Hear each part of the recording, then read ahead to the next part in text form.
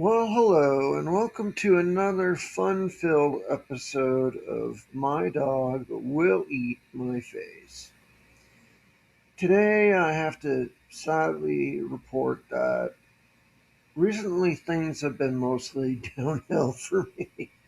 Not a lot of good um, coming down the pike as of late. My symptoms themselves have actually worsened quite a bit, and I was experiencing a lot of different changes in my physiology that I would have never have guessed was related to the heart being weak or weakening. But talking about it with my hospice team and reading about it a little bit, it turns out that these other manifestations I thought were unique to themselves were caused exactly by the heart getting weaker and weaker. And so, as these things were manifesting and becoming part of my daily experience, such as they are, with each one, it was a sign of my heart weakening even further. So, I'm going to tell you a little bit about what those weird symptoms are.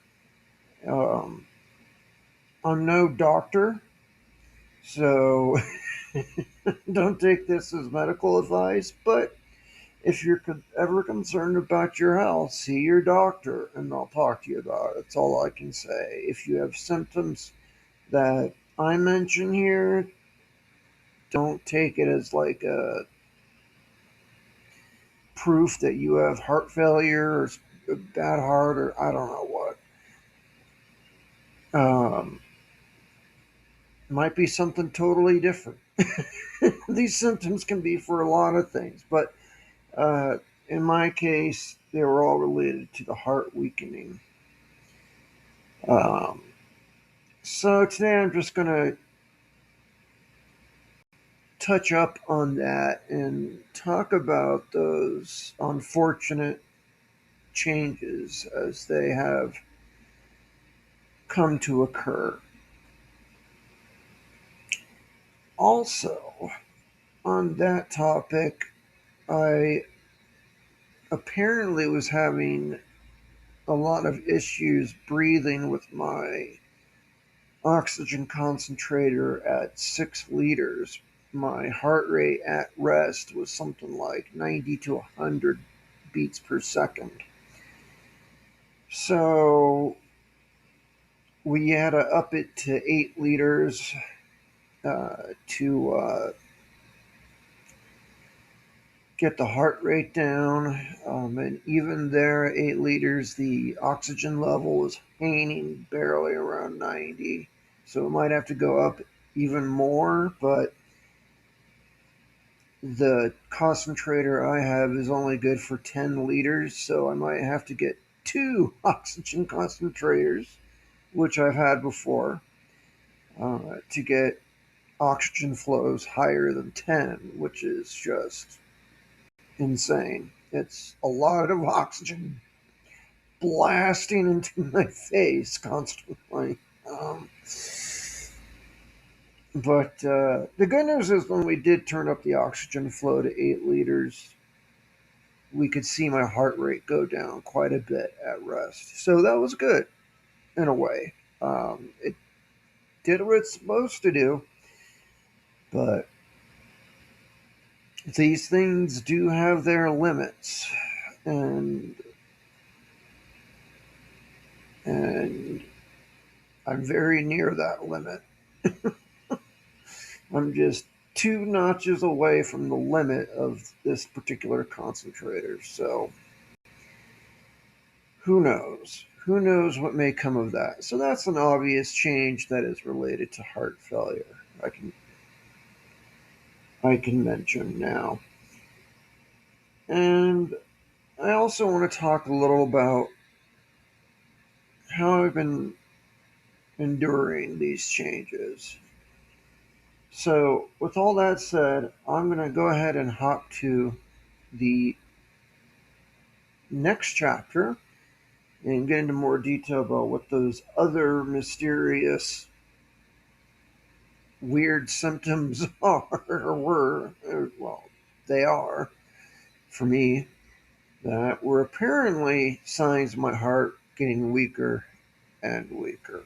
So, moving on.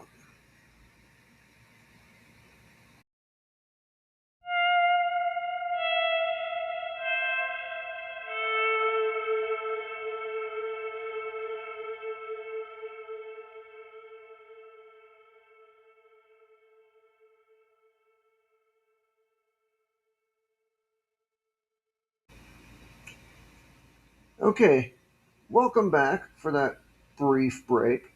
Uh, Symptoms, yes, symptoms. I've got lots of symptoms from as my heart weakens. Apparently, each line item that I'll read off to you that I've written down is a single sign that my heart is getting weaker and weaker and weaker. So with each item, as they manifested one at a time, they were all signs of the heart getting weaker, then a little weaker with the next one, and then the third one even weaker, and with the fourth one it's even weaker. So it's been really taking a dive lately, and that's unfortunate. Um, Sorry, I live in a big city, so you're gonna have to deal with sirens if you can hear that.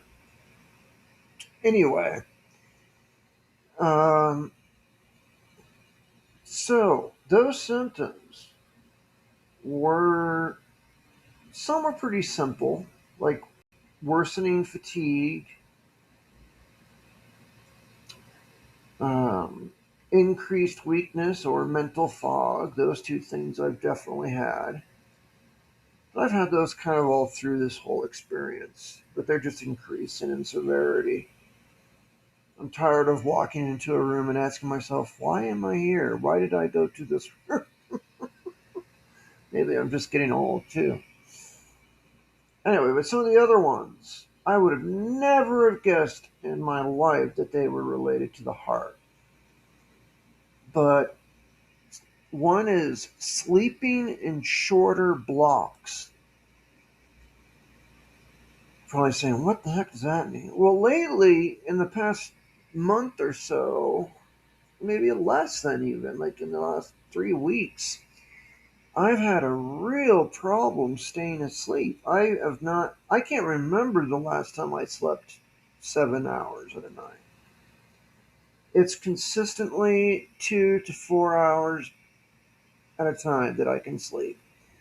I go to sleep, I wake up, I have to get up and get something to drink or just do something and then go back to bed later. And so it's in these really narrow blocks. That's happening now. It's been happening in the last, like I said, 3 weeks or so. I had no idea that was a sign of the heart weakening. I guess the physiology of that is that when you're sleeping, there's actually a lot of strain on your heart as it becomes horizontal with all your other organs. It doesn't have to pump as hard, which is good to get blood flow, but it's also working harder because it's getting more blood flow. So it's good that it's getting fluid back out of the extremities when it's at in lower level or equal level to the rest of the body. But it means that it has to do all that extra work and get all that fluid out. So it actually puts strain on the heart, and then that causes the body to wake me up. So sleep for me is very difficult. It's weird. It went from all the time, like 20 hours a day, to 2 to 4 hour blocks. I've also complained lately that I can't fix my circadian rhythm for the life of me. Apparently, that was literal because, well, if you don't know, your circadian rhythm is your natural sleep cycle. Humans are, for the most part, daytime people, and so they have a continuous sleep cycle where they're up during the day, sleep at night. They say have good sleep hygiene, which is where you stay on a predictable pattern every night. You go to bed at the same hour, regardless of anything. Get up at the same hour, regardless of anything. Just be really, um, I guess, hygienic would be the word. Kind of weird with your sleep time. Lately, in my case, it's been utterly reversed. And I've complained about that to a lot of people. I would never guess, though, that is actually another sign of worsening heart failure. Yay! um, According to my doctors and sources, they say that reversed sleep cycles, which is what we're talking about. I've been totally nocturnal lately. I can't during the day I just want to sleep, and at night I get bursts of energy and I'll want to stay up. Sometimes not even try to go to bed until 4 a.m. Literally. So yeah, um, reverse sleep cycles, and also I said waking at fixed hours. So yeah, that's kind of similar to me. That's also on there. I tend to wake up, yeah, about after 2 to 4 hours on a fixed schedule. I can't get more sleep.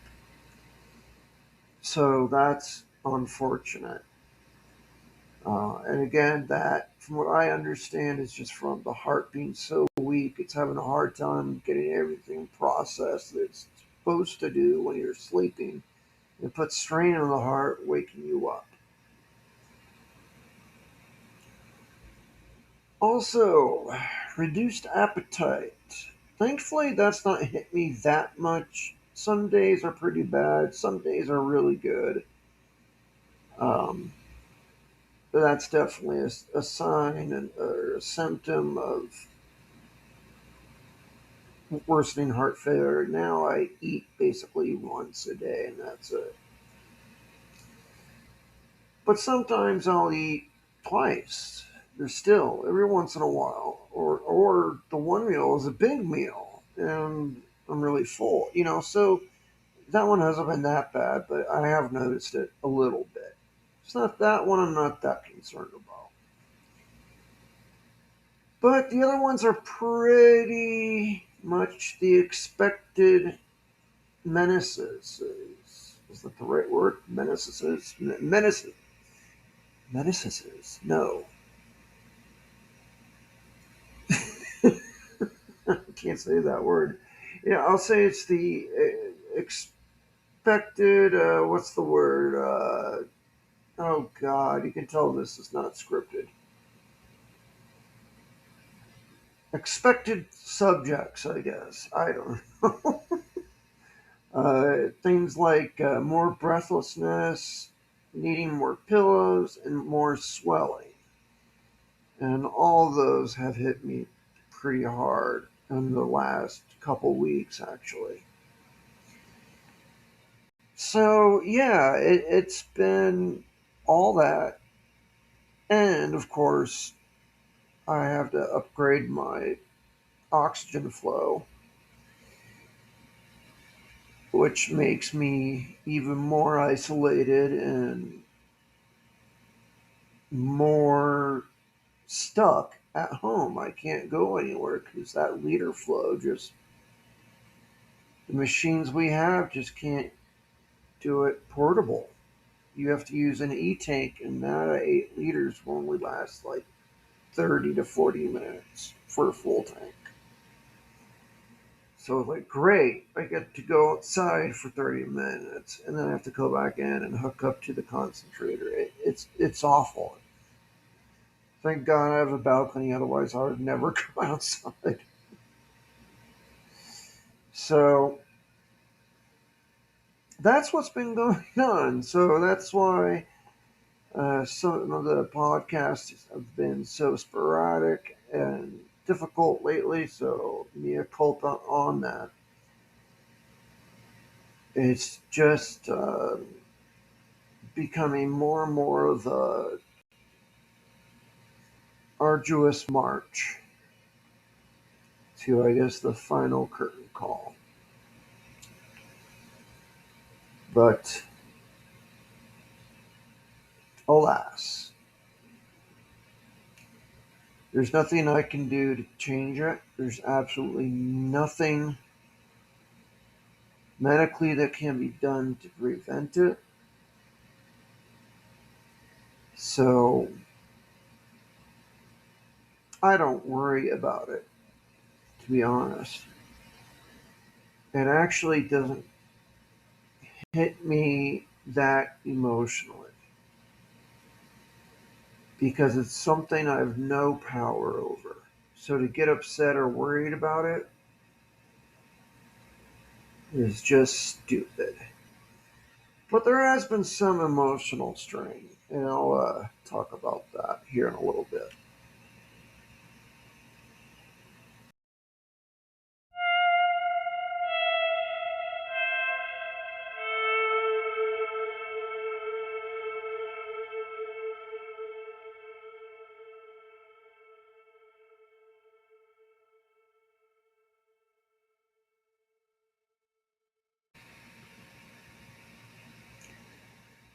Well, there's been a lot of times where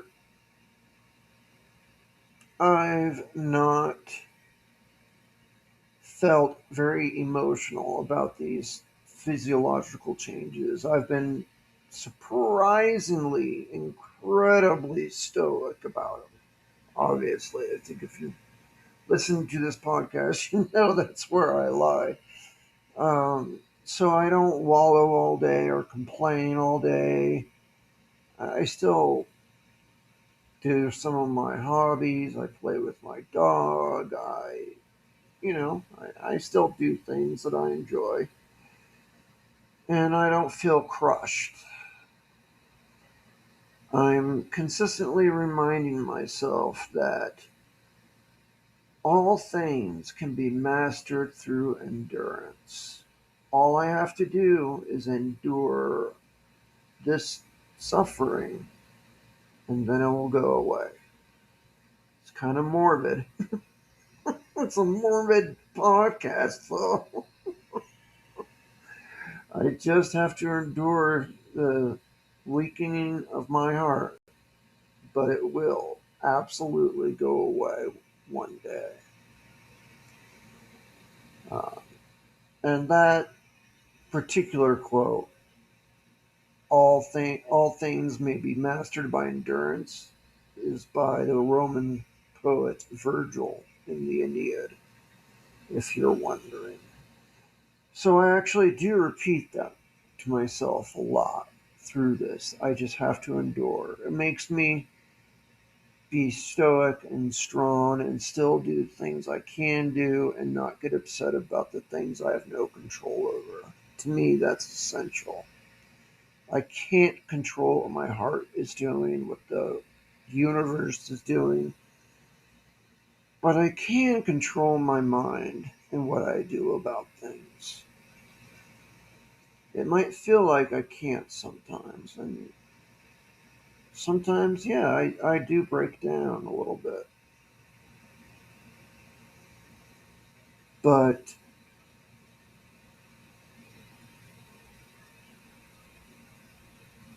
yeah, what am I going to do about it?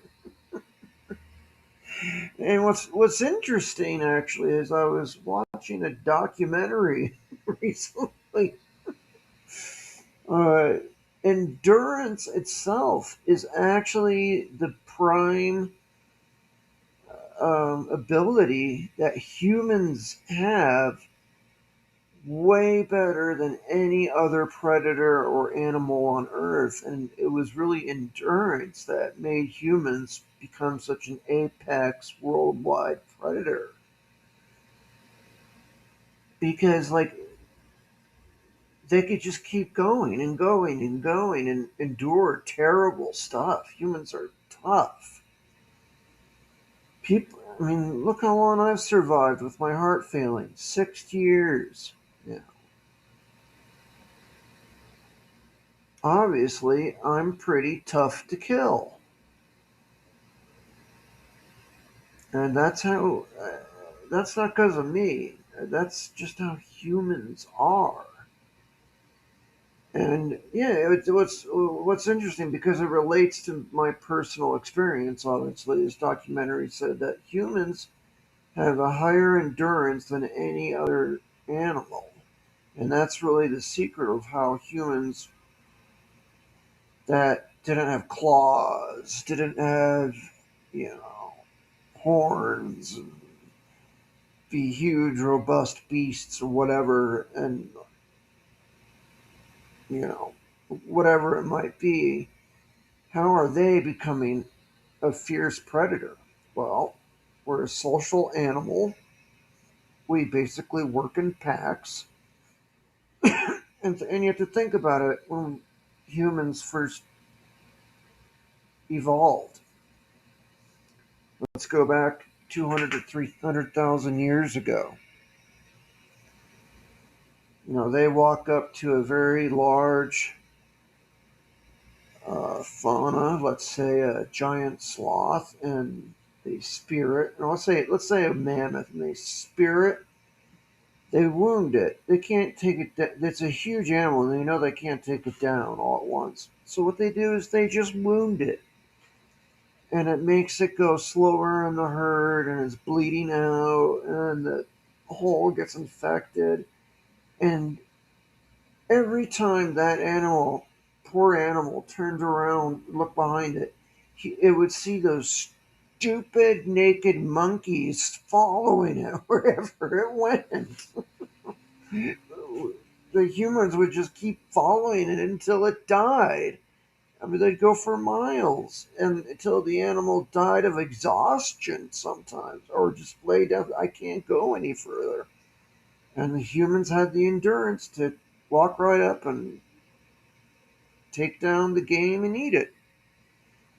So that's kind of funny. I saw that coincidentally in a documentary, as I said, and it really jives with what Virgil said, how everything can be mastered through endurance. That's truly, scientifically and philosophically, an excellent human trait. And I've used it a lot, and I'm sure we all have times in our lives where we need to remember that and use that. You just have to endure. And if you make it through it, you get whatever you're trying to get.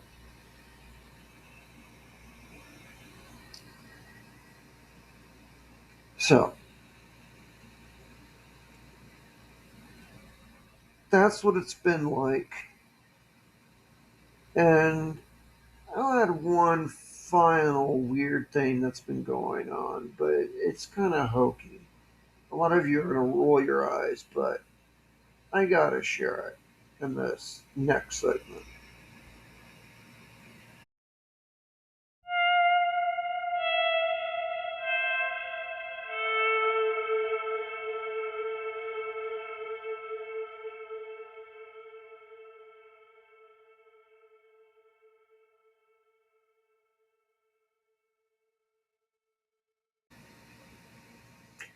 Now, I don't know if you'd call this a symptom. I think some folks would, and some folks may not. I think it depends on the individual, and I'm actually reluctant to share it because it's really hokey to me. But I'll share. Probably in the second year of my hospice care, my mother died, and lately I've been having dreams with her in it, and I've never, ever, ever dreamed of anyone in my family in my entire life, including her, until now. I had a dream where, at first one, I was in my old bedroom when I was a kid, but it was stark empty, no furniture, just an empty room. And my mom calling me from down the hall saying, "Come on, let's go. It's time to go."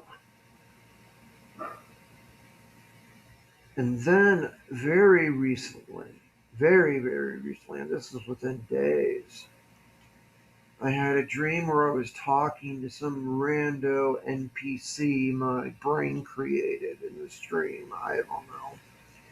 It, it kind of changed, and I thought, that kind of looks like my mom. And then all of a sudden, it was my mom in full form. I've never dreamed of her in physical, full entirety in front of me before. And so it was weird. It was almost like out of the Matrix, where an agent takes over another person's body and turns into an agent. It was like that. It's like something got my mom to interject in my dream and replace who I was talking to with her. Oh, you're gonna have to wait a little minute.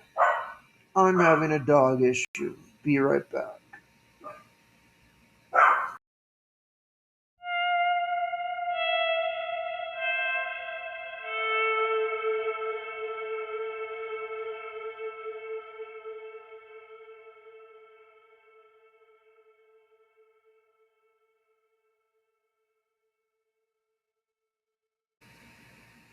Sorry about that. I had a little dog emergency there demanding my attention. What was I on about? Yes, tea leaves. That's right. No, uh, those weird dreams about my deceased mom. Very vivid, very weird, and I've never dreamt of her or anyone else in my family before, ever. And according to my hospice team, and when you look it up online, I know, roll your eyes. If you look it up online, for whatever reason it may be, as people get close to death, they start dreaming of past loved ones. And when it gets real close, they start seeing them during the day and talking to them.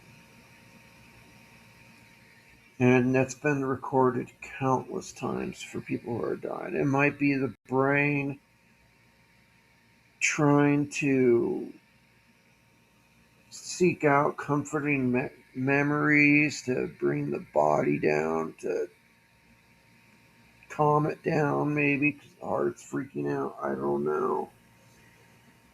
But it's a pattern.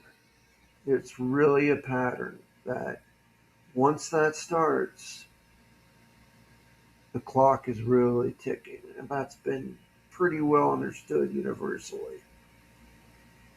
And that's been happening to me. Yay. So, don't know what that means. I'm not into supernatural stuff, obviously. But for whatever reason it occurs, it's just something we don't understand exactly why. But it does occur. We just don't know how and why the brain does that. That's just the facts. That's just what it is. Um, I hate the word paranormal because there could be nothing paranormal. If it's paranormal, it's something that's normal, which we just don't understand. Paranormal is an oxymoron. It means abnormal. Well, okay, but if it is something real, then it is normal. So it doesn't make sense. It's not paranormal. It doesn't make any sense. It's just something we don't understand about the universe. I'm sure there's lots of things in that category. So I just have to do that little mini rant on that word. I hate that word. Paranormal. Shut up. If it's real, it's normal. And if it's paranormal, it's on the History Channel. I'll leave it at that.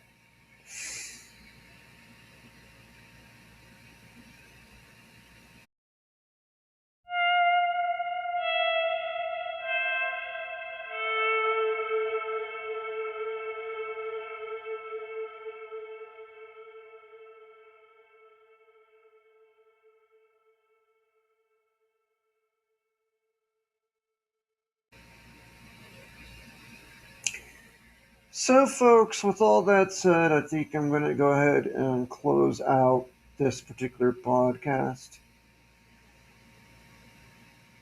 Wish me luck with all these new weird symptoms. I'm just going to have to adapt and endure it. Because this too, as well as all things, will pass.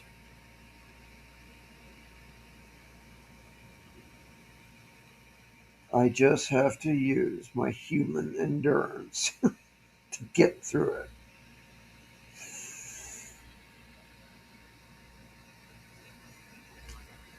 But that's about it. If you want to support the podcast, of course, you can go to its homepage on Spotify or patreon.com/my dog will eat my face. But truthfully, you've already done the best thing you can do, which is listen to my words and my podcast. So I have a venue to get these things off my chest and to sort of